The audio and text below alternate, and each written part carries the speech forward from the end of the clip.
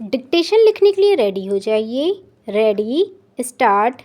उपाध्यक्ष महोदय, मैं इस बिल का समर्थन करता हूँ।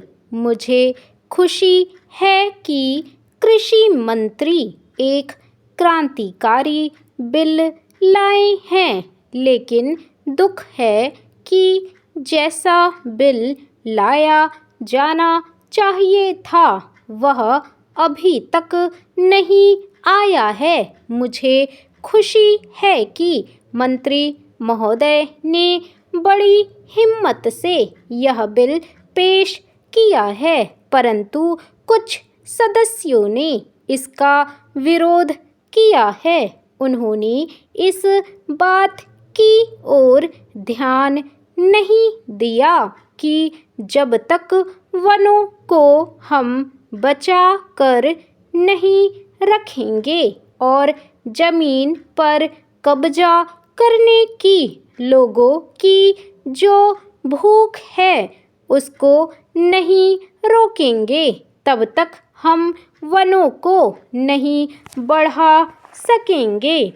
देश की जो दूसरी सबसे बड़ी समस्या है वह है बेरोजगारी। उसे यही एक विभाग है जो सबसे ज़्यादा दूर करता है। आदिवासी लोगों को, गरीब और पिछड़े लोगों को वनों से ही रोजगार मिलता है। काफ़ी ऐसे लोग हैं जो 6 महीने वनों से ही फल फूल द्वारा भोजन करते हैं। मैं इस बिल में मंत्री महोदय का ध्यान आकर्षित करना चाहूँगा। मेरा क्षेत्र अंडमान निकोबार है जो बहुत हरा भरा है। वहाँ काफ़ी जंगल हैं, लेकिन उनको काटा जा रहा है।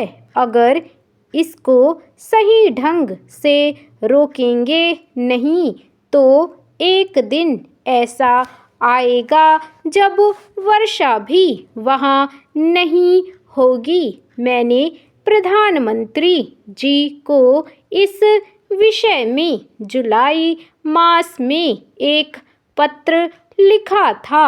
उसमें मैंने कहा था कि हमारे यहाँ जंगलों की कुछ व्यवस्था की जाए। इसके बाद एक समिति बनी जिसको वहाँ जाकर सारी चीज़ों को देखना था।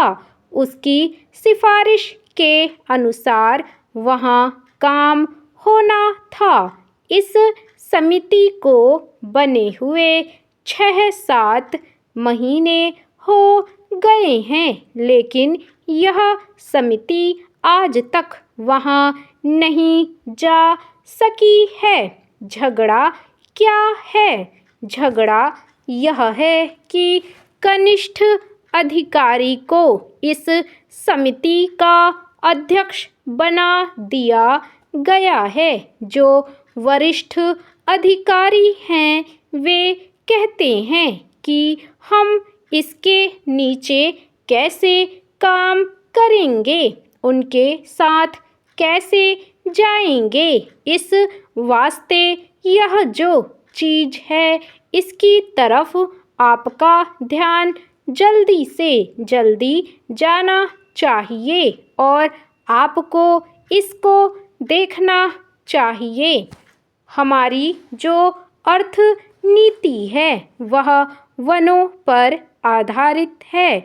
जो गरीब लोग हैं उनका गुजारा इन वनों से ही चलता है। जो इमारतें हैं वे लकड़ी की ही बनती हैं। ईंटें वहाँ नहीं बनती हैं। सीमेंट का वहाँ कोई कारखाना नहीं है। इधर से ही वहाँ सीमेंट जाता है।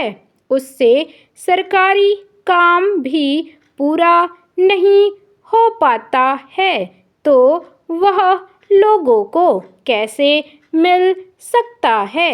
आज सारे देश में एक चर्चा चल रही है कि अंडमान में बहुत टिम्बर है। असम से टिम्बर नहीं आता है, चूँकि वहीं से आ सकता है।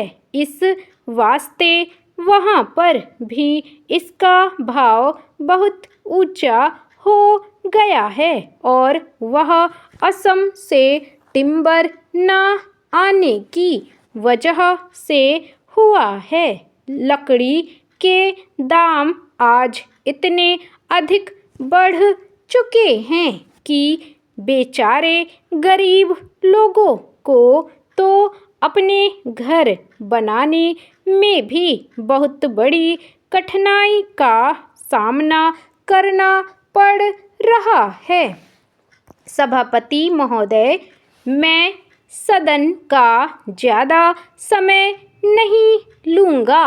मैं केवल एक दो बातों की ओर वित्त मंत्री और सरकार का ध्यान खींचना चाहता हूँ। आज बिजली के मामले में राजस्थान की हालत बहुत नाजुक है। खासतौर से पिछले 5-7 दिनों से गांव में परेशानी बहुत बढ़ गई है। मैंने देखा है कि कई जिलों में पिछले कई दिनों से बिजली नहीं है।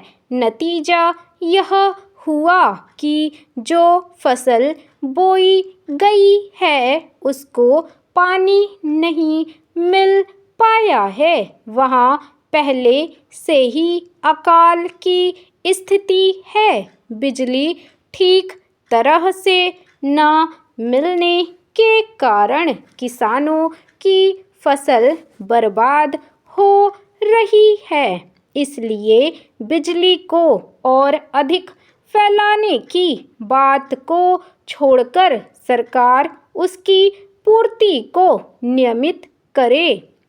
उधर से जो माननीय सदस्य बोलते हैं वे बातें करीब करीब वही करते हैं जो हम कर रहे हैं। दोनों में कोई फर्क नहीं है। वे भी कहते हैं कि महंगाई है, बेकारी है और हालत खराब है। सरकार की तरफ से भी हरेक वक्तव्य को इसी वाक्य से शुरू किया जाता है कि उसे विरासत में खराब हालत मिली है जिसे सुधारने में समय लगेगा।